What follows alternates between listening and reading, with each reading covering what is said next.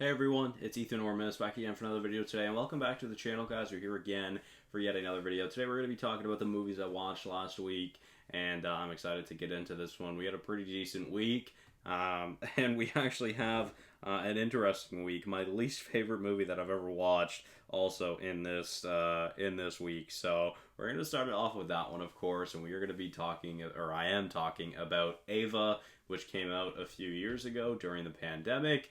And this is a really terrible, trash movie. I did not enjoy this movie at all. I didn't think the acting was very great. The story wasn't interesting at all. I think the action looked very bad.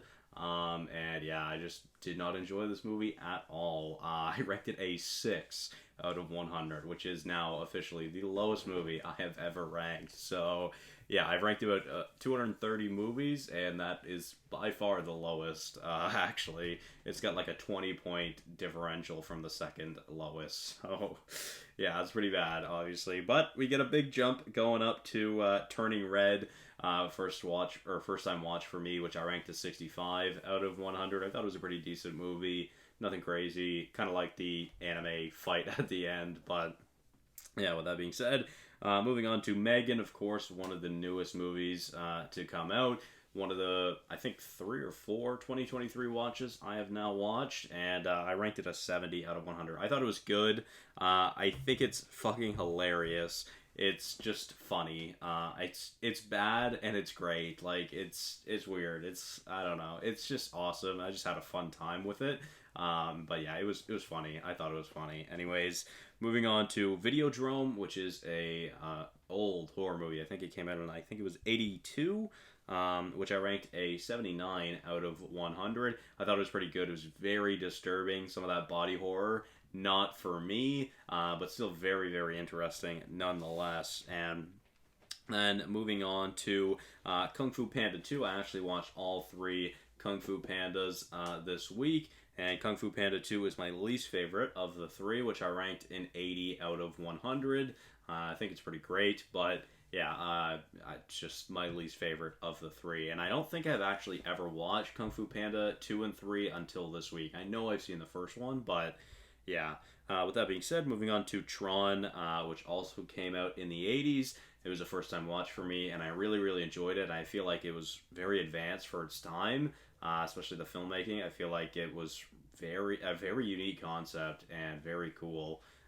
So yeah, that was pretty cool. Again, an 82 out of 100 for me. And then moving on to Kung Fu Panda 3, my second favorite of the trilogy so far, which is an 84 out of 100 for me. I quite liked it, and all three villains throughout the Kung Fu Panda movies are fantastic. As my AirPod dies, just the one, but sick. Anyways, moving on to what is my favorite Kung Fu Panda movie, which is number one, which I ranked an 85 out of 100. I thought this one was pretty great and definitely the best in my opinion. Tai Long is one of the coldest animated villains in my opinion. So then we're moving on to Tron Legacy, which I ranked a 94 out of 100. I think this movie is amazing. It's so good. It's beautiful to look at. I feel like it is a like cinematography CGI masterclass.